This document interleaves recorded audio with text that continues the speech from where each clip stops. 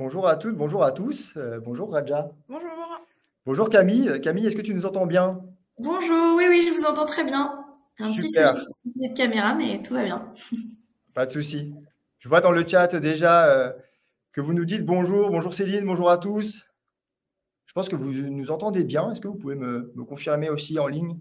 Si vous nous entendez bien, bonjour, on vous entend, super, parfait. Merci beaucoup, merci de vous être inscrit sur cette nouvelle foire aux questions en live. Comment fonctionne l'algorithme de Malte? On avait fait un format précédent déjà il y a quelques mois maintenant avec Anna, Project Partner. On avait évoqué les tarifs journaliers moyens sur Malte et maintenant un sujet qui vous intéresse, je l'espère, mais je pense que oui, vous êtes déjà 430 participants, donc merci beaucoup. Comment fonctionne l'algorithme de Malte? Une question qui revient souvent au sein de notre communauté, donc on va essayer de vous répondre au mieux. On va passer du coup une petite heure ensemble. Donc, moi-même, Antoine, membre de l'équipe Community chez Malte, une équipe qui vous est dédiée, chère communauté de freelance, sur toute votre vie de freelance, que ça passe par ce type d'événement, nos partenaires et autres avantages. On en parlera un petit peu plus tard ensemble.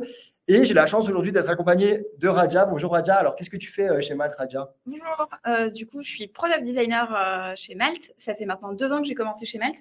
Et en ce moment, je m'occupe de tous les sujets liés justement au profil des freelances, aux informations qui sont montrées aux clients et finalement, comment est-ce qu'on peut montrer au mieux vos expertises. Si je dis pas de bêtises, en plus, juste avant de nous rejoindre, tu étais en ligne avec un freelance, Oui, justement, pour échanger un peu exactement. sur la plateforme. J'étais en ligne avec un freelance qui participe au webinaire. Donc, rebonjour si tu es déjà connecté. Super. Et Camille, du coup, Camille, tu es en ligne avec nous depuis Bordeaux. Tu es senior Oui. product manager chez Malte. Enchanté, Camille, entre guillemets. Qu'est-ce que tu fais concrètement chez Malte, Camille? En quoi ça consiste ton travail? Oui, alors bonjour à tous. Moi, c'est Camille. Bon, c'est dommage, vous voyez pas ma tête, mais on a un petit On sujet t'entend bien. caméra. Mais du coup, je suis product manager chez Malte et sur toute la partie freelance. Donc, en gros, notre rôle avec Raja, parce qu'on est dans la même équipe, c'est d'améliorer l'expérience des freelances sur la création du compte, la page statistique, mais aussi, du coup, surtout sur la page profil.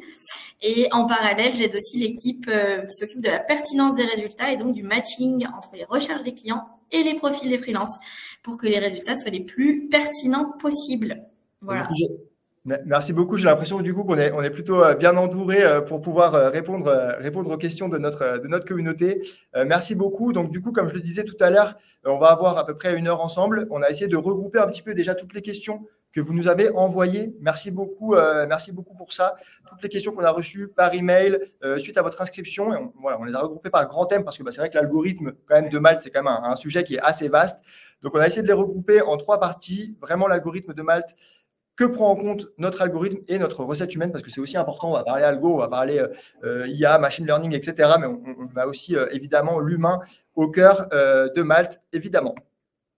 Petit mot quand même pour ceux peut-être qui viennent de s'inscrire ou qui ne connaissent pas encore beaucoup Malte. Si vous êtes là quand même, c'est que vous êtes inscrit sur Malte, donc merci beaucoup pour ça. Sur Malte, vraiment, l'idée, c'est quand même que ce soit vous qui décidiez. On vous met en relation avec de nombreux clients, plus de 90 000 clients à travers l'Europe, pour que vous puissiez fixer vous-même vos tarifs, vos disponibilités, vos préférences, etc. On va le voir un petit peu ensemble.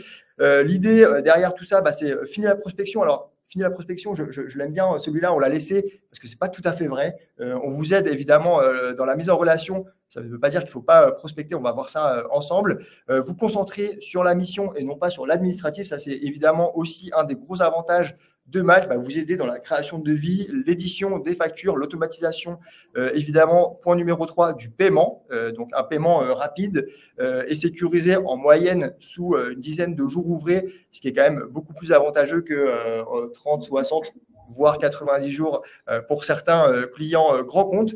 Et cette fois en question en fait partie, ce webinaire, de découvrir un univers entier qui est dédié aux freelances, une vaste communauté de freelance, des événements, des articles, des formations et autres. N'hésitez pas, petit message, alors on a déjà reçu beaucoup de questions qu'on va essayer de traiter au maximum. Il y a un onglet questions aussi qui est disponible en bas à droite, donc n'hésitez pas à poser vos questions. On essaiera d'y répondre s'il nous reste un petit peu de temps, surtout aux questions les plus votées. Vous pouvez voter pour les questions qui vous parlent, qui vous concernent également. Et donc, on va essayer voilà, de répondre aux questions également les plus votées en fin d'événement. Si jamais il nous reste un petit peu de temps, ce serait super. Petit mot, encore une fois, désolé, je vais parler beaucoup, hein, mais on va vite essayer de rentrer dans le vif du sujet. Malte, comment ça fonctionne? Tout simplement, lorsqu'un client veut faire appel à un freelance sur Malte, il a deux grandes possibilités. Trouver le bon freelance en toute autonomie. Donc, c'est ce qu'on a mis sur la petite capture d'écran que vous voyez à l'écran, justement, donc, avec tout simplement une barre de recherche et puis un bouton pour trouver le bon freelance. Vous avez une page de résultats, comme vous le voyez sur la gauche, qui va s'afficher. Et la deuxième solution, le petit bouton qui s'appelle « Essayer l'AI Search », ça c'est assez nouveau chez Malte. Du coup, la combinaison de l'IA et de nos équipes humaines qui vont aider le client à trouver le freelance idéal. Ce qu'on a voulu adresser du coup comme question aujourd'hui, dans comment fonctionne l'algo, vous avez complété vos profils, vous avez essayé de les maximiser, de les compléter au mieux. C'est d'ailleurs tout l'objet d'un webinaire qu'on effectue tous les mois pour les nouveaux inscrits qui s'appelle Premier Pas. Il y a Céline qui est avec nous en ligne qui va essayer de répondre aussi à vos questions au fur et à mesure. Peut-être Céline, si tu arrives à faire pop-up ou à envoyer un petit lien d'inscription pour ceux qui souhaiteraient suivre ce webinaire. Et donc, une fois que vous avez fait ça, il va y avoir forcément du coup l'algorithme de Malte qui va mettre en avant certains profils plus que d'autres sur certains critères. Et donc, on va essayer de voir ça tous ensemble. Je vais vous laisser la parole, Raja et Camille. Ah, super, en plus, on voit Camille. J'ai réussi. En direct de Bordeaux. On est passé rapidement dessus, mais parce que c'est vrai qu'on a aussi des bureaux à Bordeaux. Malte est implanté du coup en Europe et également un petit peu partout en France. Donc, Raja et moi sommes dans nos bureaux parisiens. Camille, tu es en direct des bureaux bordelais. On a aussi des bureaux à Lyon, Marseille, Nantes, Toulouse, Lille. Et je crois que j'ai oublié personne, il me semble. Je pense que c'est bon, ouais. Lyon. Ouais. Un peu partout en France. Ravi de te voir, Camille, en direct. Partie 1, encore une fois, merci pour toutes les questions que vous nous avez envoyées. Alors, je voulais commencer quand même par une grande question, que c'est vrai, qui fait assez sens. Est-ce que vous pouvez quand même réellement, alors quand je dis vous, Camille et toi, Raja, est-ce que vous pouvez réellement révéler le fonctionnement de l'algorithme? Ça m'a un petit peu surpris. Est-ce que ça, c'est possible de le révéler en totalité, entre guillemets? Alors, pour le coup, non. C'est pas totalement, mais déjà parce que une grosse partie de l'algorithme repose sur du machine learning. Et donc, en fait, le modèle apprend à partir des données historiques. Et il évolue au fur et à mesure en fonction du comportement, de plein de choses. Et donc, l'objectif de l'algorithme, c'est d'optimiser et d'augmenter la conversion. Et ensuite, on ajoute ce qu'on appelle des règles métiers en plus. Où là, c'est un petit peu ce qu'on arrive à contrôler. Et ce sont des règles qu'on va ajouter manuellement, en ajoutant un poids, certains critères qu'on juge les plus importants. Mais du coup, entre les deux, c'est difficile de donner exactement la recette et comment ça marche vraiment dans les faits. Parce que à la fin, quand même, juste... ça, c'est quelque chose qui c'est très important et je pense qu'on va vous le redire.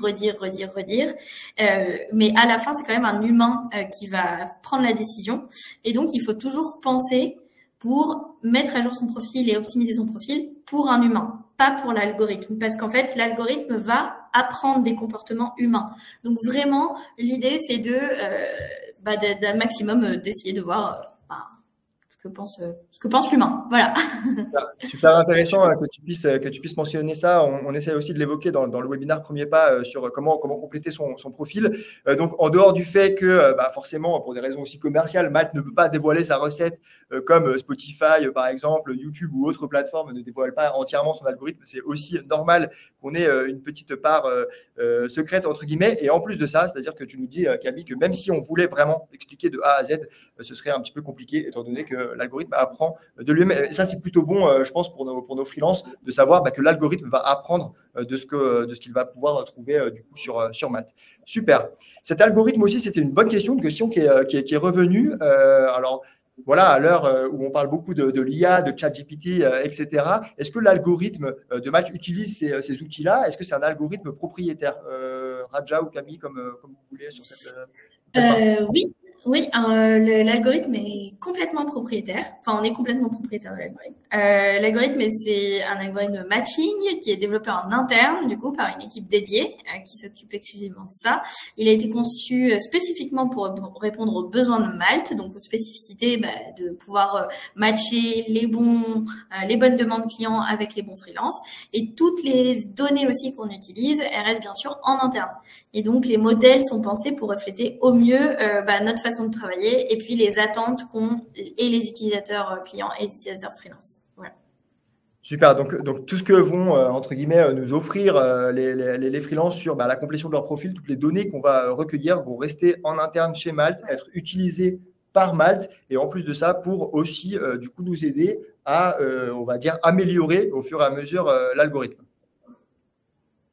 Exactement. Je pense que ça, c'était important de le préciser. On a eu des questions sur le sujet. Et du coup, on évoquait vos métiers à toutes les deux chez Malte. Ça fait un peu sens aussi de se dire, voilà, comment est-ce que Malte est organisé sur le sujet. On a eu des questions aussi. C'est vrai que les freelances, lorsqu'ils s'inscrivent, créent leur profil, utilisent notre plateforme, ne voient pas forcément les humains qui travaillent derrière. Est-ce que vous pourriez, vous mentionniez le fait de travailler dans la même équipe. Est-ce qu'il y a d'autres équipes chez Malte? Tu mentionnais le fait, Raja, de travailler notamment en direct avec les freelances, comme tu le faisais juste avant. Est-ce qu'il y a d'autres équipes qui travaillent aussi avec les clients, justement, peut-être pour les briefs qui sont déposés, ce genre de choses? Comment est-ce que c'est un peu organisé chez Malte sur le sujet? Oui, alors sur toute cette partie très amont, qui est en fait de collecter les bonnes informations et côté freelance et côté client et ensuite de matcher. Donc je parle pas du tout d'après, mais vraiment la partie amont de tout le funnel. La première partie, donc on est 3 grosses équipes à travailler dessus. Donc il y a une première, donc c'est avec Raja, c'est la nôtre, c'est celle qui s'occupe plutôt de collecter les informations des freelances. Et du coup, on va se concentrer vraiment pour avoir des fonctionnalités qui vous permettent d'avoir des profils à jour, complétés, avec des données riches et fraîches, tout ça, et pour que ensuite vous soyez bien visible et que vous puissiez matcher avec les bonnes opportunités. Donc ça, c'est la première équipe. Ensuite, il y a une deuxième équipe qui sera plutôt côté client, qui elle va s'occuper de collecter les informations du coup de la demande client, où se déroulera la mission, quel est le contexte, quelles sont les compétences demandées, etc., etc. Et donc tout ça, c'est fait par cette équipe et qui va aussi s'occuper de toute la partie montrer les résultats de recherche. Et enfin, il y a une troisième équipe qui, elle, va être très focus sur la pertinence des résultats et donc les algorithmes qui sont derrière et qui permettent de matcher, et qui est une équipe exclusive data science et donc qui ne fait que ça et donc qui travaille sur les modèles eux-mêmes et sur la manière dont on classe et on priorise les résultats. Ouais. Et j'ajouterais que chacune de ces équipes est a à la fois un regard sur ce qui se passe sur les utilisateurs clients et les utilisateurs freelance. Donc en effet, tu le disais ce matin, je parlais à un freelance pour lui montrer ce sur quoi on travaille actuellement avec Camille et récolter des retours. Et en fait, on va faire la même chose côté client, parce que l'important justement, c'est d'être sûr que ce profil vous serve vraiment d'interface et qu'il soit pertinent des deux côtés. C'est vrai que vous communiquez beaucoup avec la communauté freelance. Vous communiquez aussi avec notre équipe, la community, pour voir un petit peu comment les freelances ressentent aussi les choses, quels sont les retours qu'on peut avoir. Donc, c'est assez intéressant de voir que vous faites ça au quotidien. Petite question aussi, imaginons, je crée mon profil freelance sur Malte. Je suis intéressé peut-être pour échanger avec toi, Raja ou Kaby. Comment je peux faire pour participer à ces échanges? Vous allez justement recevoir un formulaire à la fin de la session. Vous pourrez rajouter votre mail et préciser votre métier pour rejoindre ce qu'on appelle le Freelancer Tester Club, donc le club de testeurs des freelances. Et actuellement, donc précisément sur notre équipe avec Camille, on lance, je dirais, on a 4 à 5 freelances par semaine. Ah oui. Et on lance tous les mois donc une nouvelle communication pour des réinscriptions sur le mois qui suit. Super. Donc, ok. Donc, à suivre pour mai, quoi. À suivre pour mai. Et du coup, formulaire d'inscription en fin d'événement pour ceux qui souhaiteraient rejoindre le Freelance Tester Club si vous voulez aider du coup l'équipe de Kaby et Raja à améliorer aussi du coup votre expérience tout simplement. Donc ça c'est super. On n'est pas encore dans la partie sur la recette humaine, mais on parle déjà beaucoup d'humains. Donc ça c'est super. Évidemment, même si on est une marketplace, une plateforme en ligne, on travaille avec des humains. Tu le disais tout à l'heure, Raja. Toujours important de le mentionner. On est dans le monde du travail et voilà, la finalité va rester humaine. Super, merci beaucoup Camille, Raja pour vos premiers éclairages sur voilà, comment est structuré un petit peu Malte sur le sujet, comment ça se passe. Donc Malte, propriétaire de son algorithme, plusieurs équipes dédiées qui travaillent sur le sujet évidemment. Grosse partie, la partie numéro 2, que prend en compte notre algorithme? Alors là, on a reçu beaucoup de questions. On a reçu un super mail de Louis. Bonjour à Louis, si tu es là parmi nous. Merci beaucoup pour ton message. Entre autres, alors, j'ai pris une petite capture d'écran de mon profil que j'ai essayé de bien compléter. Alors, Malte me dit bravo, mon profil est complet, donc je suis assez content.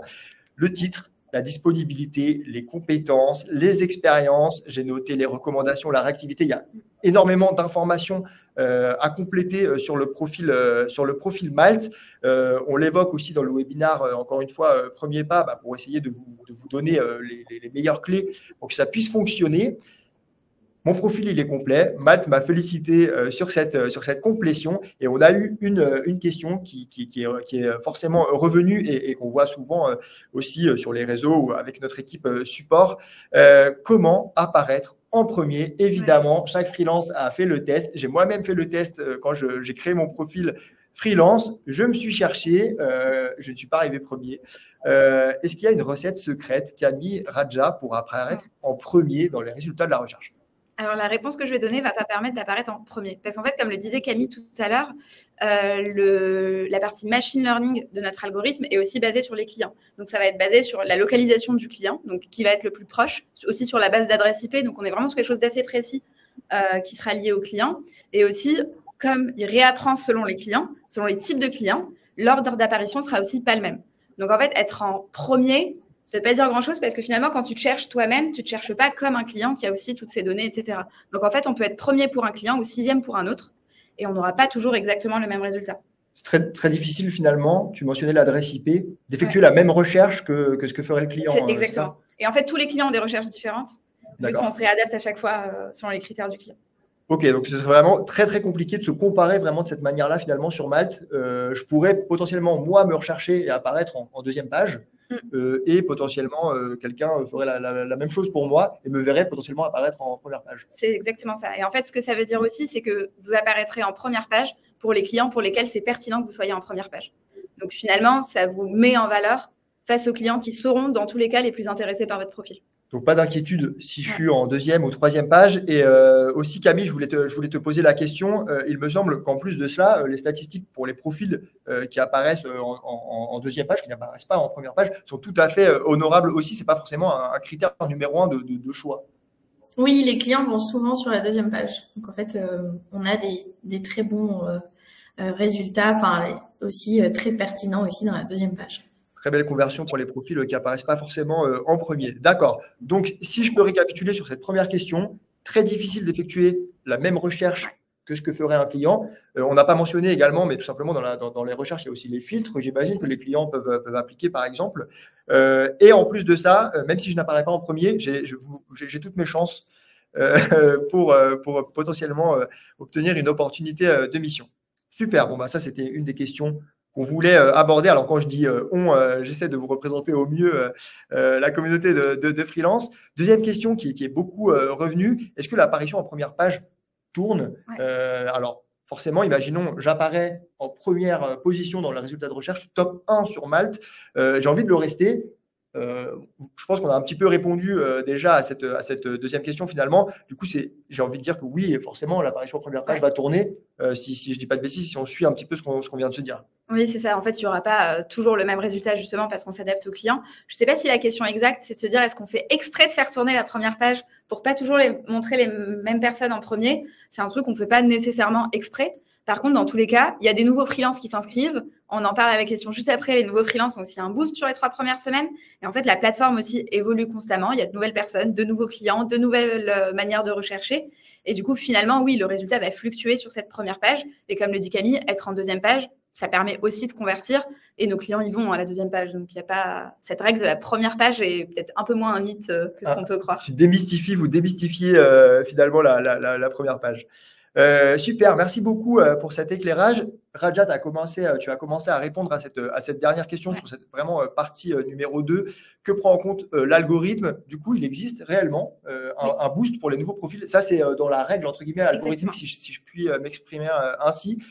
J'imagine que forcément, c'est voulu pour aider les nouveaux freelances qui s'inscrivent sur Malte. Oui. C'est à peu près combien de temps ce boost? Est-ce que vous pourriez un petit peu nous décrire cette fonction? En fait, ça va durer en 3 semaines. Et donc, ça existe parce que, évidemment, un freelance qui a déjà 5 étoiles et 30 missions va être plus rassurant ou va plus apparaître en premier. Et donc, finalement, si on ne met pas ce boost, ça laisse aussi pas la chance aux nouveaux freelances. Et c'est pour ça qu'on l'ajoute. Donc, l'idée, c'est que je peux commencer sur Malte, même si Malte existe depuis 10 ans. Super. Donc, on peut toujours commencer sur Malte. Ce qui est important, par contre, quand on est un nouveau freelance, c'est trop bien d'avoir un boost pendant 3 semaines, mais faut-il encore avoir un profil complet? Et tu le disais, donc hyper important d'avoir un profil complet. Je dirais qu'on a 4 éléments clés sur un profil. Le premier, ça va déjà être le titre du profil, donc le titre du métier. Ou ce que tu as mis, par exemple, c'est assez intéressant. Tu as mis développeur web front, Java, Angular. J'essaie de bien faire. Je traduis pour d'autres job catégories. L'idée, c'est qu'en plus du métier en tant que tel, d'avoir par exemple une spécialisation ou peut-être un outil spécifique ou un champ d'industrie d'expertise dans lesquels vous êtes plus expert qu'un autre. Et l'idée, c'est qu'à la fin, comme c'est un humain qui lit tout ça, le client pourra directement voir le gros titre et en 1 seconde, savoir exactement ce sur quoi vous serez le plus pertinent pour lui. Donc ça, c'est vraiment quelque chose qui change. Aussi, l'algorithme lit ces titres. Donc, c'est aussi pertinent pour l'algorithme.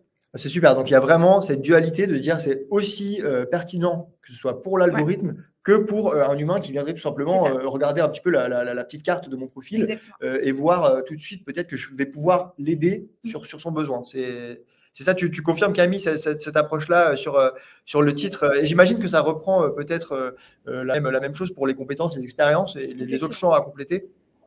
Oui, exactement. Comme dit Raja, en fait, ce qui est le plus important, après on en parlera aussi, mais c'est vraiment de savoir se positionner. C'est-à-dire qu'il faut pas vouloir faire tous les jobs de la Terre ou toutes les spécialisations possibles. Et le plus on est précis et spécialiste dans ce qu'on fait et qu'on a trouvé un positionnement, et plus et le client et du coup l'algorithme vous mettra en avant, puisqu'il répondra exactement à la demande du client. Voilà. Super, c'est ce qu'on essaie aussi de mettre en avant côté communauté lors de l'inscription des nouveaux freelances. Je prends évidemment un exemple, peut-être je vais grossir le trait, mais de dire, moi je suis photographe professionnel et développeur.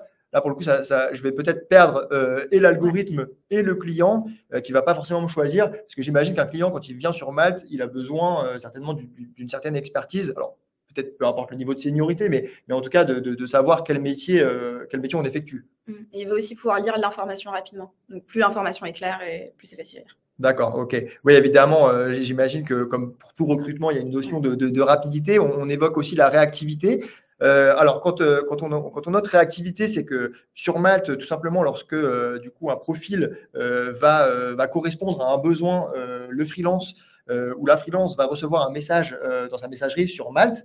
Cette réactivité-là, du coup, correspond au temps de réponse, à la première réponse. Et donc, ça aussi, ça a vraiment un impact. Alors, encore une fois, sur l'algorithme, sur l'humain, sur les deux, comment ça se passe cette réactivité? Alors, ça a un impact, oui, sur les deux, parce qu'il le voit sur le profil, le temps de réactivité.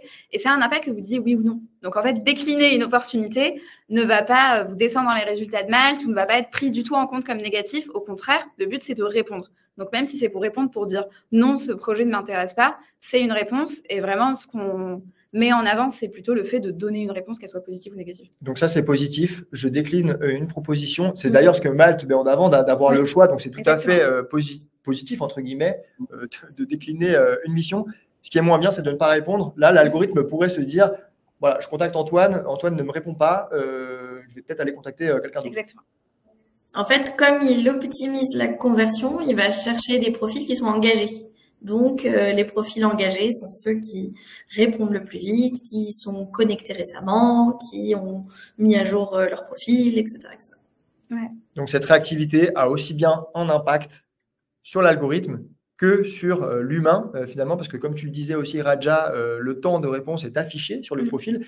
Donc, voilà, encore une fois, les deux parties vont être impactées par cette notion de réactivité.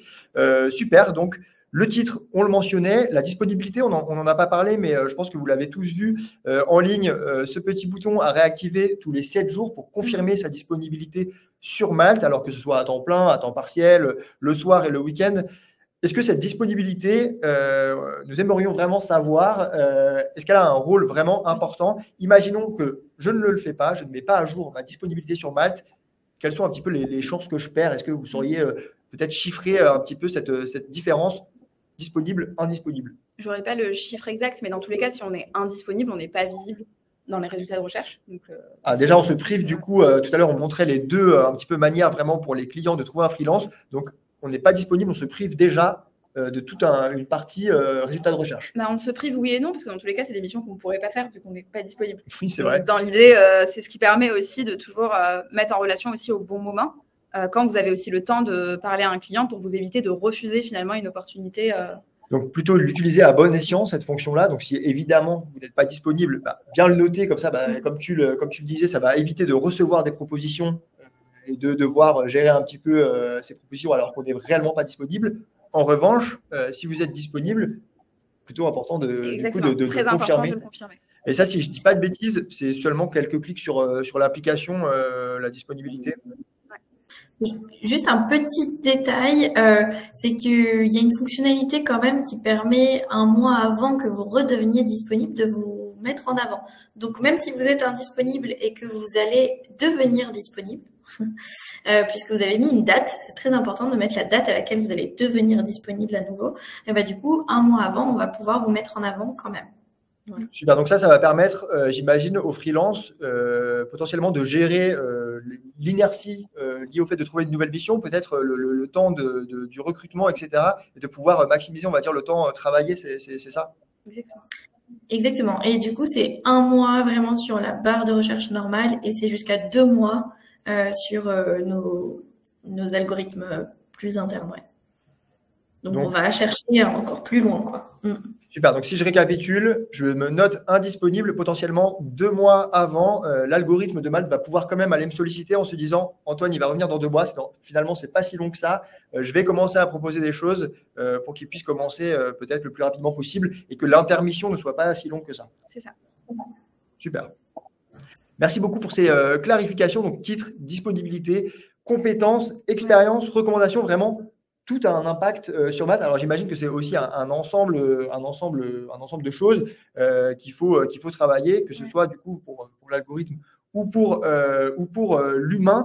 Les expériences, je sais qu'elles ont été revues récemment. Il y a un import qui est disponible par LinkedIn notamment. Comment est-ce que vous priorisez, petite question qui me vient comme ça, un petit peu les choses que vous faites évoluer? Donc, vous disiez échanger avec les freelances. Et j'imagine aussi qu'il y a des notions liées à la recherche client, forcément. Donc, peut-être optimiser une partie plutôt qu'une autre parce que vous voyez que les clients l'utilisent. Et je crois que c'est le cas des expériences, si je ne dis pas de bêtises. Exactement. Je disais tout à l'heure qu'il y avait donc 4 grands blocs dans le profil. J'avais commencé par le titre du profil. Les 3 autres, ça va justement être la description, les expériences et les recommandations. S'il y avait 4 vraiment… Ouais, s'il y a vraiment 4 grands blocs qui sont lus par un client à la fin. Donc, évidemment, il y a la partie compétences qui va être lue finalement principalement par un algorithme. Donc, ce qu'on vous recommande vraiment pour le regard client, c'est de rajouter ces compétences dans vos expériences. Donc, dans chaque expérience, il y a une fonctionnalité pour ajouter des compétences. Oui. Et du coup, ça permet vraiment au client de tout avoir en contexte. Et finalement, le fait d'être le plus complet possible sur ces expériences, c'est ce qui va beaucoup aider le client. Sur les recommandations, on parlait tout à l'heure des nouveaux profils. Donc, en effet, pour l'instant, en nouveau profil, vous n'avez pas de notes, mais il faut avoir des recommandations. Donc, vous pouvez inviter des gens avec lesquels vous avez travaillé auparavant à vous donner une recommandation sur Malte, ce qui permet d'augmenter la confiance. Et donc, la confiance, encore une fois. Et description, ouais. Description, on en parlait tout à l'heure avec le freelance, justement, il me posait la question, donc je me dis que ça peut être intéressant de répondre ici pour tout le monde. Dans la description, il me demandait si c'était intéressant de se décrire soi-même, donc dire, voilà, moi j'ai fait ça, etc., et voici mon passé, ou plutôt d'écrire des offres. D'accord. Donc, ça peut varier selon les catégories de métiers. Ce qui est utile dans le fait d'écrire des offres, c'est que finalement, ça aide aussi les clients à se projeter, parce que parfois, le client ne sait pas exactement ce qu'il recherche. Il a une idée de besoin de vague, mais il n'est pas expert comme vous dans le domaine. Et parfois, ça lui permet un peu de se projeter, de pouvoir avoir des exemples d'offres. Et comment on priorise tout ça? Je suis sûre qu'on va travailler. Les 4 sujets sont dans notre roadmap de l'année avec Camille. Et sur la priorisation, il va y avoir différentes échelles. Enfin, il y a le côté vie du produit. Donc, évidemment, on va prioriser selon le coût technique que ça représente, à quel point c'est compliqué ou pas.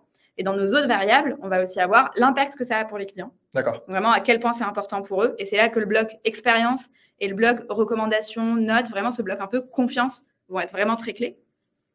Et une autre manière de prioriser, c'est aussi par rapport aux freelances. Donc, en fait, finalement, pour vous, qu'est-ce que ça représente en effort de mise à jour? Parce qu'on se rend compte que à chaque fois, c'est aussi vous demander de revenir sur Malte, de mettre à jour des informations. Et parfois, vous avez déjà 20 expériences à mettre à jour. Et du coup, on travaille aussi sur comment construire l'expérience utilisateur qui permet la mise à jour la plus fluide possible. Je ne sais pas si Camille, tu as un élément à ajouter là-dessus. Non, mais c'est très clair. L'idée étant toujours d'avoir des profils les plus à jour, les plus complets et les plus lisibles par le client. Il faut très rapidement il ait les informations les plus essentielles. Donc, on va vers ça et pour l'aider à prendre une décision le plus vite possible. Voilà. Super pour ces indications, ces réponses, Radja, Camille. Je suis ravi aussi de voir que dans cette foire aux questions sur comment fonctionne l'algorithme, on parle beaucoup de clients, vous parlez beaucoup clients finalement, plutôt que le mot algorithme. Je pense que si on va chercher, on a peut-être plus sorti le mot client qu'algorithme. Et donc, du coup, je pense que s'il y avait peut-être quelque chose à retenir sur cette partie numéro 2, c'est que finalement, c'est tout aussi important de penser algorithme que penser humain. Encore une fois, comment apparaître en premier? Finalement, c'est presque impossible d'effectuer le même résultat de recherche à chaque fois. Est-ce que l'apparition en première page tourne? Du coup, oui, évidemment, mais ce n'est pas forcément voulu, c'est tout simplement organique. Et il existe un boost pour les nouveaux profils. Donc, ça, plutôt sympa, je trouve, pour les profils qui viennent de s'inscrire. En revanche, attention, pour bénéficier de ce boost, il est évidemment important, comme vous le disiez, de compléter son profil. Super, j'espère qu'on vous a bien répondu sur ces questions-là. On effectue encore une fois le webinar Premier Pas si jamais vous voulez qu'on vous aide à compléter vos profils. Et on a mis aussi une petite capture d'écran de notre Ressource Center avec des articles qui sont intéressants. Donc, un article sur l'algorithme Deep Dive, le machine learning derrière l'IA de Malte. Ça, vous pouvez le retrouver donc sur le centre de ressources. Le centre de ressources, il est accessible directement depuis le dashboard freelance. Je vois que tu souris, Radja, on en a parlé récemment. Donc, n'hésitez pas à aller regarder ce centre de ressources. Il y a beaucoup d'articles et notamment cet article sur le machine learning derrière l'IA de Malte. Ouais, vous avez aussi dans la barre de navigation, tout en bas, il y a la petite case ressources. Exactement. On a essayé vous avez essayé, je dis on, mais Camille et toi, de maximiser cette apparition. Merci beaucoup. On l'a quand même plutôt bien évoqué déjà, cette recette humaine, partie numéro 3. Alors, encore une fois, on a essayé d'agréger les questions reçues. Merci. Encore une fois, ce n'était pas forcément évident d'agréger tout ça, mais on a essayé de faire au mieux. Donc, partie numéro 3, notre recette humaine. On a noté trois questions qui sont revenues. Mon profil est complet. Comment vraiment me démarquer, comment ne pas perdre confiance en moi si, encore une fois, je n'apparais pas dans les premiers résultats de la recherche ou si je ne reçois pas d'opportunités. Comment bien me vendre sur Malte? Je pense que ça va être une notion importante. On a beaucoup évoqué tout simplement le client et j'imagine, on va le voir ensemble, qu'il y a toute une notion de savoir se vendre aussi peut-être. Et la décision finale est-elle humaine ou est-ce que c'est vraiment l'algorithme, une machine, entre guillemets, qui va faire cette décision? Je pense que vous connaissez un petit peu les réponses au vu de ce qu'on vient de se dire, mais on voulait évoquer ça avec vous, Radja, Camille et bien sûr tout le monde en ligne. Je vois qu'il y a beaucoup de questions. On a encore pas mal de questions à répondre. On essaiera aussi de répondre au maximum. Je vois que Céline répond aussi à des questions en direct, donc merci beaucoup, Céline. Alors, cette partie numéro 3, Radja, Camille, mon profil est complet, comme je le disais tout à l'heure. Qu'est-ce que je vais faire pour pouvoir me démarquer? Est-ce que vous avez quand même un petit peu des petits conseils à donner sur comment se démarquer finalement? Malte est fier en France d'avoir plus de 550 000 freelances, bientôt 800 000 en Europe. Ça peut faire aussi parfois peur. On le reçoit beaucoup, cette question, nous, dans l'équipe communauté, en disant, voilà, par exemple, un besoin est envoyé à combien de freelances? Est-ce que j'ai des chances par exemple, sur un besoin versus 550 000 freelances? Ça, c'est une question qui nous tenait à cœur. Alors du coup, je vais répondre. Donc déjà, c'est super d'avoir un profil complet. C'est une très bonne base, mais pour vraiment du coup se démarquer, je pense que c'est hyper important de savoir se positionner. Donc c'est un peu ce qu'on a dit tout à l'heure. Il faut éviter de vouloir trop en faire, donc de trop en mettre, et il faut savoir utiliser les bonnes compétences, les bonnes technologies, ce qui vous définit le mieux et ce que vraiment vous savez faire. Pas besoin de mettre JavaScript en 15 façons différentes. En fait, ça ne fait rien. Enfin, on voit très souvent ça, du coup, des profils qui sont un petit peu optimisés à la SEO. En fait, ça ne va pas aider plus. Vraiment, si vous avez une compétence qui définit, du coup, vraiment une de vos compétences et pas 15 pour la même chose, c'est vraiment important. Ça vous perd sinon aussi. Et du coup, il vaut mieux être super clair sur ce que vous faites. Et en fait, il faut se mettre aussi dans la peau du client. Donc, encore une fois, il faut vraiment se demander qu'est-ce qu'il aimerait voir pour être rassuré sur le fait que vous serez la bonne personne pour la mission. Et du coup, ce qui fait aussi souvent la différence, comme l'a dit Raja, il y a ce côté description, où il y a la petite touche humaine, le côté qui est derrière cet écran, qui est-ce qui, qui est cette personne, et aussi par rapport aux expériences. Donc là, il y a un point très important, c'est l'expérience récente. Donc on veut pas forcément, en tout cas le client va beaucoup prendre une décision par rapport aux profils qui sont les plus à jour. Donc à savoir qu'est-ce que vous avez fait dans la dernière année. Mais un peu comme si vous alliez postuler à un CDI, on veut savoir ce que vous avez fait dans la dernière année. Donc, c'est très important d'avoir une expérience qui a été faite dans la dernière année, savoir exactement ce que vous avez fait. Et d'autant plus si c'est en freelance. Parce que très souvent, on voit des profils qui ont leurs expériences en CDI, donc avant leur vie de freelance. Mais en fait, tous les projets, toutes les expériences que vous allez faire en tant que freelance, c'est très important de les ajouter sur le profil parce que ça donne de la matière au client à comprendre quel type de mission vous avez faite, ou de se projeter avec vous dans une mission spécifique. Et donc, on a remarqué, vraiment sur cette histoire de avoir une expérience dans la dernière année, c'est hyper important puisque dans plus de 50% des cas, le client prend la décision avec la personne qui aura eu une expérience dans la dernière année. Donc vraiment, j'insiste sur ça. Donc déjà, se démarquer avec des expériences récentes, multiples, bien décrites, où vous allez contextualiser vos compétences parce qu'on veut justifier pourquoi est-ce que je suis bon dans cette compétence. Et pour ça, comme l'a dit Raja, il faut que les compétences soient au niveau de l'expérience. Donc, plus on va comprendre pourquoi vous êtes bon, dans quel type d'expérience, freelance ou pas, etc., et plus ça va aider le client, encore une fois, à prendre une décision. Et plus vous allez être démarqué. Et encore une fois, comme a dit Raja et comme a dit Antoine, vous pouvez utiliser la fonctionnalité qui permet d'importer directement votre CV si votre CV est plus à jour que Malte, ou le profil LinkedIn aussi via cette même fonctionnalité. Ça peut vous aider à aller plus vite et à importer du coup vos expériences les plus récentes plus rapidement si c'est le cas. Voilà. Oui, tout à fait. C'est vrai que… Pardon, Raja, vas-y. Non, j'ajouterais que vous avez aussi le champ de domaine d'expertise. Vous pouvez sélectionner jusqu'à 5 domaines d'expertise et c'est aussi quelque chose qui va aussi permettre de se démarquer. Parce que finalement, un client qui est spécialisé, par exemple, en pharmaceutique et que vous avez déjà travaillé en pharmaceutique va être rassuré de savoir que vous connaissez un peu le milieu ou le jargon du milieu. Et c'est valable pour tous les domaines. La pharma n'est qu'un exemple. Oui, c'est vrai, on le voit beaucoup en interne et j'imagine, encore une fois, que vous avez aussi mis en avant cette fonctionnalité sur les profils. Exactement comme vous venez de le dire, en fonction finalement des besoins clients, de comment le client va effectuer sa recherche. C'est vrai qu'on le voit énormément, même moi qui suis dans l'équipe communauté, presque au quotidien, cette recherche par secteur d'activité, elle est très importante. Très intéressant pour ces chiffres, du coup, quand même 50% presque de différence et on va dire de chance finalement d'être choisi ou d'être ciblé si jamais on a une expérience qui est bien complétée, récente, avec du coup les compétences qui sont reliées à ces expériences. Vous le mentionnez aussi tout à l'heure, Raja et Camille, que c'est très important de noter ces compétences du coup dans l'onglet expérience. Alors j'espère que je ne vais pas vous perdre dans les différents termes, mais c'est vrai que sur Malte, vous avez un gros bloc entre guillemets où on va vous demander les compétences. Et donc là, finalement, ce n'est pas nécessaire d'en ajouter, on peut en ajouter jusqu'à 49, il me semble. Est-ce que vraiment, du coup, je dois en mettre 49, je dois mettre le maximum ou comme vous le disiez, peut-être vraiment me focaliser quand même sur ce que je sais faire, ça sera plus pertinent qu'en mettre vraiment le maximum. C'est toujours important d'en mettre dans le bloc pour l'instant. Donc peut-être qu'à un moment dans l'année, en mettre dans les expériences suffira, on travaille dessus avec Camille. D'accord. Mais voilà, aujourd'hui, c'est très important d'en mettre dans le bloc, en plus de celles que vous mettez dans les expériences. Et en effet, dans le bloc, on peut aller jusqu'à 50 parce qu'il fallait mettre une limite. Mais c'est exactement ce que disait Camille tout à l'heure. En fait, à la fin, l'algorithme, dans tous les cas, il a un mot-clé, il va le prendre en compte.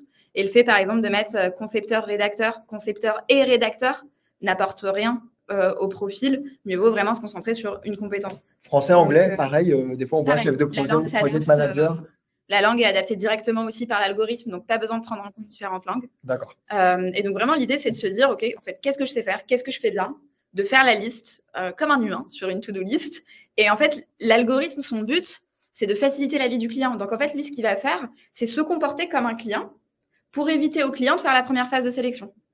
Et c'est pour ça qu'on vous parle beaucoup de clients, parce que nous, le but de notre algorithme, c'est qu'il se comporte au mieux comme un client pour lui économiser du temps. Super. Ok, donc très important. Finalement, un peu une démarche. Tout à l'heure, Camille, tu mentionnais le fait de postuler à un CDI.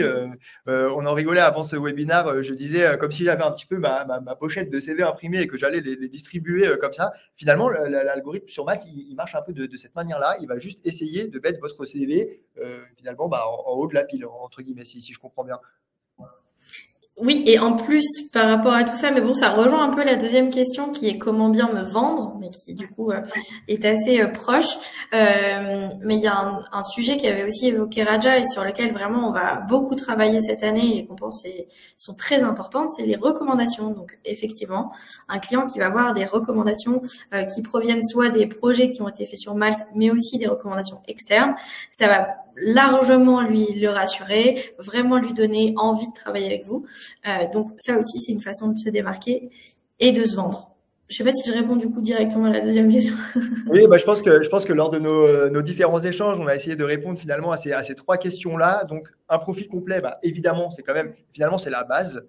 Et ensuite, il est très important du coup d'avoir toujours cette touche humaine, de réfléchir finalement pourquoi est-ce que le client viendrait choisir mon profil, mon CV, entre guillemets, plutôt qu'un autre. Donc, comment se vendre sur Malte, finalement, ça rejoint un petit peu comment se vendre dans tout le monde du travail. Et la décision finale, du coup, elle est bel et bien humaine. Si on devait résumer, évidemment, il y a des profils qui vont ressortir, des CV, entre guillemets, qui vont être mis en avant.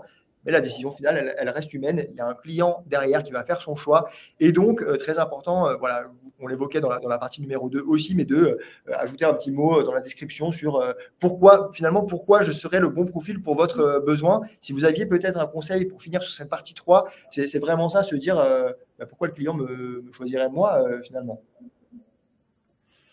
Alors sur la partie effectivement comment bien se vendre, moi je dirais que du coup c'est dans le cas d'une mission en particulier, si on a reçu un message, là il faut être vraiment dans la personnalisation, donc répondre au message par rapport à la demande du client, essayer de comprendre son besoin et comme si c'était du coup à répondre pour une offre d'emploi, hein, vraiment, et du coup aussi mettre en avant peut-être les recommandations qu'on a pu avoir, les expériences qui sont les plus pertinentes par rapport aux besoins et du coup rassurer le client sur le fait qu'on est la bonne personne et montrer que vous êtes unique et que voilà, vous êtes la bonne personne quoi. Donc après ça marche exactement comme une candidature normale, donc vraiment plus traditionnelle entre guillemets. Ouais. Là où il y a quand même une spécificité, mais je pense qu'en tant que freelance, vous vous en doutez, il y a quand même cette partie accompagner le client dans son besoin, qui existe beaucoup moins sur des offres d'emploi classiques, où généralement on a une description d'offre qui est hyper claire, hyper nette. Côté freelance, ça peut varier. Il y a des clients qui savent exactement ce qu'ils veulent et on a bien le one-pager qui explique à quoi correspond le job. Dans d'autres cas, ça va être un peu plus flou parce que justement, ils recherchent une compétence qu'ils n'ont pas et qu'ils doivent essayer d'avoir, mais du coup, ils ont même du mal à la décrire. Et du coup, vraiment, dans cette explication, selon le taux de détail qu'arrive à mettre le client ou non, il y a aussi un rôle en tant que freelance de se dire, en fait, je vois un peu le besoin, mais comment je peux l'accompagner pour décrire au mieux le besoin? Et finalement, il y a une partie dans la conversation client-freelance qui est de co-construire le brief pour construire le meilleur devis possible aussi par la suite. Ça, c'est super intéressant. Très, très bon conseil. Donc, finalement, imaginons, je suis sur Malte, je reçois un besoin qui me paraît un petit peu incomplet, si je puis dire comme ça, plutôt que potentiellement le refuser, je pourrais quand même échanger avec le client, justement pour essayer de lui apporter un petit peu mon aide et d'essayer de chercher à comprendre ce dont il a besoin. Déjà, commencer par poser des questions. En fait, s'il y a des zones de flou où vous dites « Ah, ça, je ne sais pas trop », pas hésiter à poser des questions. Et aussi, si par exemple, le client a certains critères qui ne vous correspondent pas nécessairement, il y a des marges de négociation qui sont aussi possibles. Oui, mais donc, pas hésiter à au moins poser la question de s'il y a une marge de discussion ou non. Et ça vous permet de vous positionner un peu plus précisément et de savoir réellement si ça vous correspond ou pas. Parfait. Super. Merci beaucoup pour vos réponses sur cette partie 3. C'est très intéressant, mais le temps passe vite. Il est déjà 11h47. Donc, on va essayer de passer directement maintenant à des questions qu'on a reçues directement de la part de nos freelances. Merci beaucoup et merci à Oriane. On a sélectionné ta question parce qu'elle nous paraissait importante, parce qu'elle est finalement un peu révélatrice du fonctionnement de Malte. On a souvent cette question aussi côté communauté. Oriane qui nous demande comment démarcher des clients sur Malte. Est-ce que c'est possible de faire ça sur Malte, de démarcher des clients? Raja ou Camille, comme vous préférez. Je vais essayer de répondre si tu veux. Sur cette partie démarcher des clients sur Malte, en fait, vous pouvez pas démarcher des clients sur Malte dans le sens où Malte fonctionne pas comme vous n'avez pas des offres directement, comme vous le savez.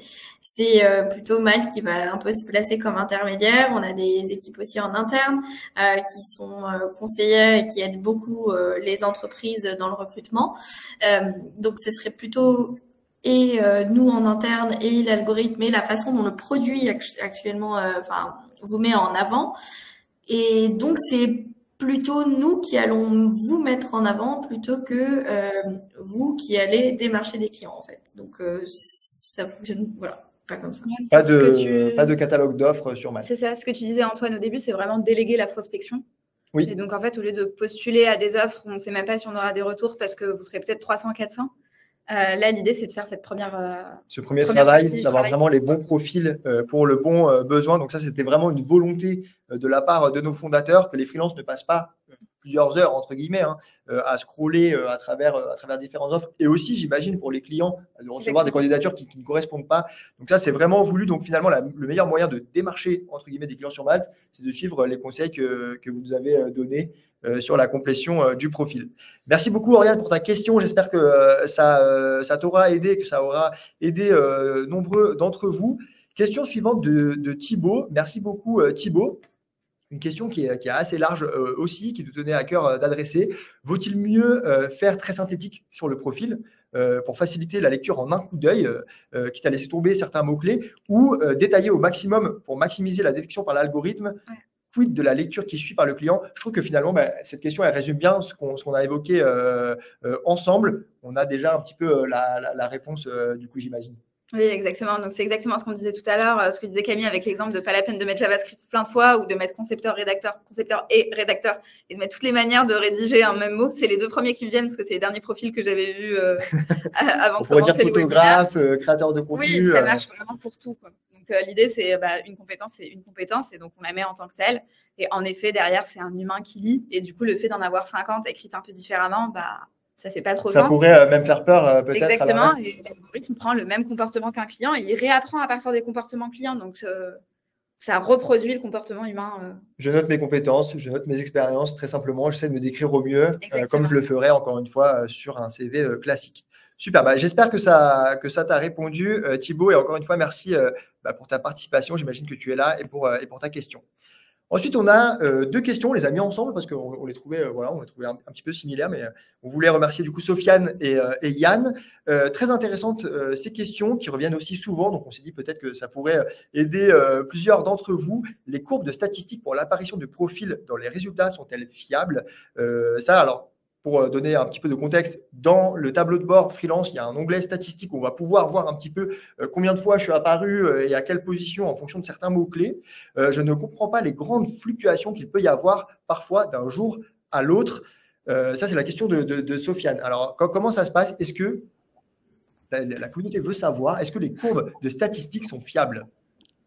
Oui, les statistiques sont bien fiables, mais il faut savoir qu'elles ne montrent qu'une partie de comment les clients recherchent. Elles montrent ce qui se passe sur la barre de recherche classique. C'est-à-dire que quand un client tape des mots-clés dans la barre de recherche, on va voir à quelle position vous allez apparaître. Mais encore une fois, comme Raja l'a expliqué, en fait, la position va différer à chaque recherche. Chaque recherche est unique. Il y a une part aussi algorithmique en plus qui permet d'apprendre des comportements des clients et de ce qui s'est passé pour optimiser la conversion, encore une fois. Donc, en fait, votre position, pardon, votre position va toujours changer et c'est pour ça que ça fluctue autant. Donc, en fait, pas de stress par rapport à ça, dans le sens où à chaque fois vous allez être à des positions différentes. Ça fluctue aussi parce que juste les tendances globales du marché et en fonction de votre catégorie métier et en fonction des demandes. Vraiment, si ça se trouve dans votre catégorie, il n'y a pas eu de demande ou très peu. On a l'idée beaucoup avec Raja de faire évoluer du coup toute cette partie. À voir si ça rentrera dans l'année ou pas, mais sinon l'année prochaine. Mais du coup, c'est dans notre radar. On sait que on a des améliorations à faire sur ça, vous donner plus de visibilité. Mais voilà. Mais du coup, ne vous stressez pas. La concurrence évolue. Il y a toujours des nouveaux freelances qui arrivent. Voilà. C'était un petit peu ce que je voulais expliquer, mais Raja l'avait déjà très bien expliqué avant. Super. Donc les statistiques fiable, mais pas d'inquiétude, c'est un indicateur comme un autre. Et évidemment, le contexte marché peut jouer. Et la question de Yann, je vais aller rapidement parce que du coup, finalement, on a répondu aussi tout à l'heure comment passer de la position 4 à la position 1. On a vu qu'il était très difficile d'effectuer exactement la même recherche potentiellement qu'un client. Donc Yann, pas d'inquiétude si tu es position 4 versus position numéro 1. Dorian ou Dorian, pardon si j'écorche ton prénom, merci pour ta question. Comment sont ciblés les freelances dans un appel à projet client? Finalement, on l'a vu tout à l'heure, il y avait deux grands moyens pour les clients de trouver les freelances. Donc, j'espère que cette fois aux questions en live t'aura aidé. À tes débuts, tu recevais des annonces et maintenant, après en avoir décliné une, tu n'en reçois plus. On a vu ensemble, du coup, qu'il n'y avait pas de rapport du fait d'avoir décliné cette proposition. Finalement, c'était même plutôt positif. Je sais aussi que Malte va demander pourquoi est-ce que je refuse cette proposition. Donc, j'imagine, comme vous l'avez dit, que l'algorithme aussi va travailler avec ces raisons-là. Je ne suis pas disponible, je n'ai pas les compétences, etc. etc. Donc, Dorian, pas d'inquiétude, ce n'est pas lié à ton déclin. Donc, comme tu le disais actuellement, Camille, j'imagine que potentiellement, en fonction du métier que tu effectues, que tu fais au quotidien, il peut y avoir des fluctuations, des saisonnalités, des contextes marchés, tout simplement, qui font que tu peux potentiellement recevoir moins d'offres. En tout cas, si tu suis tous les conseils prodigués, j'imagine que tu auras mis toutes les chances de ton côté. On avait une question de Radwen aussi qui nous disait que depuis quelques mois, elle recevait de moins en moins de propositions de mission. Vous avez vu, j'ai essayé de mettre les vraies questions. On aborde les vrais sujets. C'est d'ailleurs les top questions du chat. C'est les top questions du chat, oui. J'essaie d'aller un peu vite parce que je sais que c'est important pour vous qu'on voit un petit peu le chat aussi. Donc voilà, on essaie de faire comme ça. Une seule proposition pendant les 2 derniers mois. Encore une fois, je vais passer rapidement là-dessus. Un petit peu comme vous l'expliquez, Dorian. Pas d'impact en tout cas sur ce que vous avez fait réellement sur Malte. J'imagine encore une fois potentiellement un contexte marché pour toi, Radwen. Voilà, pas de remise en question, j'imagine, sur ton profil ou sur ton travail. En tout cas, si jamais tu as besoin, n'hésite pas, encore une fois, à regarder le webinaire Premier Pas. Juste par rapport à ça, excuse-moi Antoine, juste pour ajouter par rapport à toutes ces effectivement ces questions de j'ai plus de mission, je reçois plus rien, qu'est-ce qui se passe, etc. Encore une fois, continuez à être actif. L'engagement compte énormément dans le fait d'apparaître ou pas, le fait d'avoir encore des expériences à jour, les plus récentes, bien enrichies, etc. Continuez quoi. C'est pas parce que vous recevez pas que vous n'êtes pas toujours dans la base et vous tournez pas toujours. Donc votre engagement est important. Ce serait dommage finalement de stopper, de mettre à jour sa disponibilité, ses expériences, etc. Parce que finalement, c'est peut-être à ce moment-là qu'on allait recevoir la proposition. Encore une fois, on l'évoquait tout à l'heure quand j'évoquais ma petite pochette de CV. C'est comme si je m'arrêtais, j'en avais 20, je m'arrête au 19e et puis finalement, c'est le 20e qui allait marcher. Et c'est une question qui est en effet une grande question qui revient beaucoup par les freelances et qui varie aussi selon les catégories de métiers. Parce qu'il y a des cas, en fait, ça représente exactement le marché. Donc, Malte n'a pas recréé un marché différent, c'est exactement le même. Donc, selon les catégories de métiers, selon le rapport offre-demande, il y a aussi un nombre de missions qui est proposé qui ne sera pas le même. Donc, que la communauté garde confiance en elle, ce n'est pas forcément un problème de profil, c'est tout simplement peut-être un contexte marché.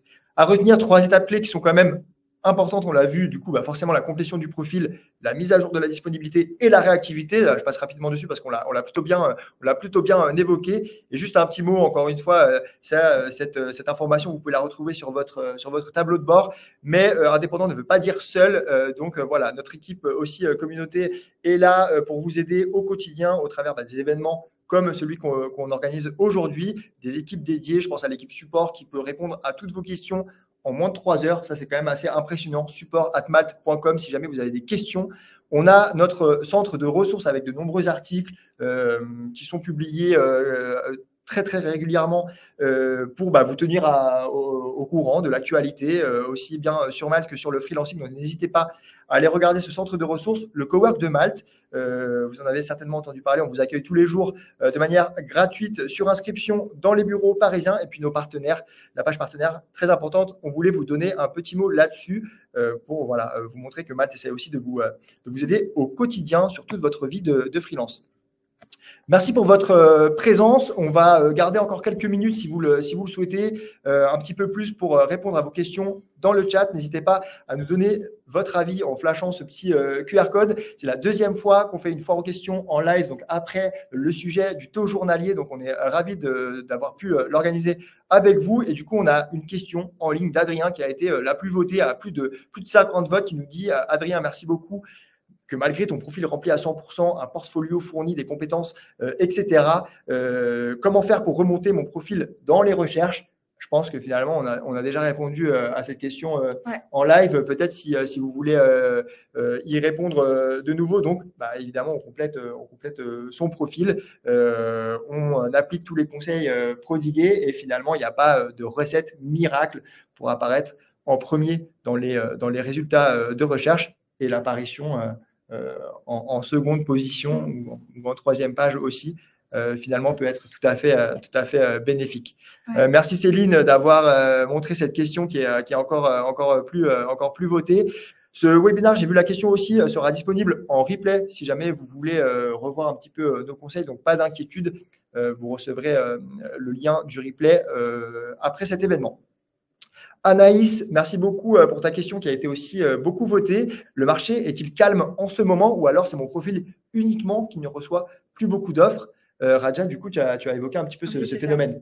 Exactement. C'est donc ce qu'on disait tout à l'heure, c'est ce rapport offre-demande. Donc ça va dépendre, je ne sais pas quelle est ta catégorie de métier, mais en tout cas, il peut y avoir des variations en effet sur l'année qui représentent aussi les variations du marché. Exactement, oui. On le voit aussi sur les vacances scolaires, par exemple. Exactement. En fait, dans nos courbes, il y a un creux au mois d'août en France, en tout cas. Ça se voit aussi. Donc, voilà, tout le contexte marché qui peut impacter la demande. Donc, Anaïs, finalement, j'ai l'impression qu'au vu de ce qu'on s'est dit, ce n'est pas ton profil uniquement qui ne reçoit plus. Ça dépend évidemment de ce que tu fais et de la temporalité. Camille, si tu veux dire un petit mot. Oui, je voulais juste rajouter quelque chose, juste pour vous dire que on a des clients qui postent des demandes. Enfin, je veux dire, Malte fonctionne très bien. Donc, ça tourne. Je suis sûre que vous allez recevoir des demandes et on fera tout. Enfin, comme on dit, en fait, côté produit aussi et design, on essaie vraiment de faire évoluer aussi la plateforme pour de plus en plus vous donner accès à plus d'informations, faire en sorte que vous complétiez mieux votre profil pour qu'il soit vraiment optimisé pour les clients. Donc, ça ne fera que s'améliorer. Mais en tout cas, sur Malte, il y a des demandes. Ça ne s'atténue pas forcément. Donc, voilà. Ouais, c'est vrai. En fait, c'est un truc que nous, on n'observe pas parce que dans nos chiffres, on agrège tous les métiers. Mais c'est un zoom très détaillé par métier qui ferait qu'on pourrait voir les variations en effet, Camille. Sinon, oui, ça fait que croître. Tu as raison. Merci, Camille, de préciser cela. C'est tout très important. Et merci, Anaïs, du coup, pour ta question. On a une autre question, je les prends dans l'ordre, les plus votées tout simplement, de Khalid, le plus proche. Donc, si un freelance est dans une petite ville perdue, il sera systématiquement moins mis en avant, même si la mission est 100% en distanciel. Alors ça, c'est une question qui est très importante. Raja, si tu veux y répondre. Ouais, donc déjà sur les missions 100% en distanciel, donc en effet, il n'y a pas de question de proximité en tant que tel. Ceci dit, on remarque, donc vous pouvez quand même mettre un lieu, même quand vous êtes en 100% distanciel. Et généralement, ce que vont faire les freelances, c'est qu'ils vont mettre la première grande ville la plus proche de chez eux, ce qui permet de très vite se relier à d'autres clients. Et en plus, vous avez la possibilité de rajouter plusieurs villes. Si par exemple, vous êtes prêt à vous déplacer, vous pouvez rajouter différentes villes dans la liste. Et donc, finalement, ça vous permet tout de suite de pas du tout avoir ce problème de je suis en petite ville ou à la campagne, est-ce que j'ai moins accès à des clients? Non, il suffit de choisir des choses différentes. Et si vous êtes en 100% distanciel, il n'y a aucune raison de ne pas mettre la plus grande ville la plus proche. Juste pour donner aussi, enfin, ça permet aussi aux clients, selon le nom de la ville, si elle est connue ou pas, ça permet aussi aux clients de se projeter un peu plus et de mieux se dire, OK, c'est une personne et j'arrive à peu près à situer, quoi. Super, merci, merci Raja. Donc Khalid, tu as toutes tes chances, même si tu es entre guillemets dans une petite ville perdue pour reprendre tes mots. Je voulais aussi ajouter. Pardon, vas-y Antoine, c'est parce que juste par rapport à juste ce petit point précis, pour dire que les clients aussi cherchent beaucoup de gens qui sont prêts à venir sur place, de plus en plus, même si c'est une fois en début de mission ou de temps en temps. Donc peut-être moins mettre full remote, mais mettre une ville, comme dit Raja. Voilà. Ouais, et ça, on l'observe aussi que c'est un point qui peut être négocié. Potentiellement, dans le brief, le client a noté qu'il souhaitait un déplacement 3 jours par semaine.